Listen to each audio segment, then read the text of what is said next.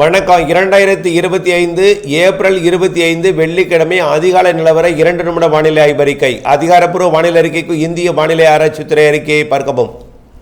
கடந்த சில நாட்களாக தென் மாவட்டங்களில் மதியம் வந்துவிட்டால் மழை தொடங்கிய நிலையில் படிப்படியாக இந்த மழைப்பொழிவு டெல்டா மாவட்டங்களுக்கும் தொடங்கும்.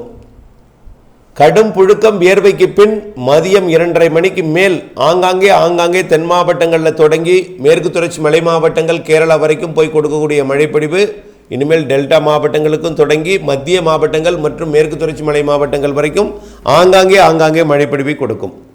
வரக்கூடிய 27, 28 தேதிகளில் இன்னும் கர்நாடக எல்லையோரம் மற்றும் வடவுள் மாவட்டங்களுக்கும் மழைப்பொழிவை ஆங்காங்கே கொடுக்கும். தினசரி மேற்கு தொடர்ச்சி மலை மாவட்டங்களுக்கும் தென் மாவட்டங்களுக்கும் மழைப்பொழிவு உண்டு. இனிமேல் டெல்டா மற்றும் அதனை ஒட்டியுள்ள உள் மாவட்டங்களுக்கும் கிடைக்கப்பெற பிறகு வடவுள் மாவட்டங்களுக்கும் மே முதல் வாரத்தில் மழைப்பொழிவு தொடங்கும்.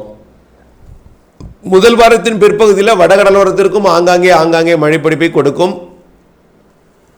முதல் வாரத்தின் பிற்பகுதியில் வடவுள் மாவட்டங்கள் கர்நாடக எல்லையோர கேரள எல்லையோர மற்றும் தென் மாவட்டங்களில் மழைப்பொழிவு பரப்பில் அதிகரிக்கும்.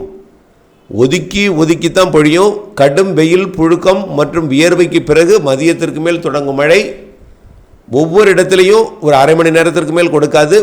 ஒதுக்கித்தான் கொடுக்கும். ஒரு நாள் ஒதுக்கினால் அடுத்தடுத்த நாட்களில் அந்த மழைப்பொழிவு கொடுக்கும். சில இடங்களில் தினசரி ஒதுக்கி கொண்டே இருந்தாலும் இறுதியில் அந்த வாரத்தில் ஒரு நாளாவது வெப்பச்சலன இடி மழைப்பொழிவை கொடுப்பதற்கு சாதகம் இருக்குது.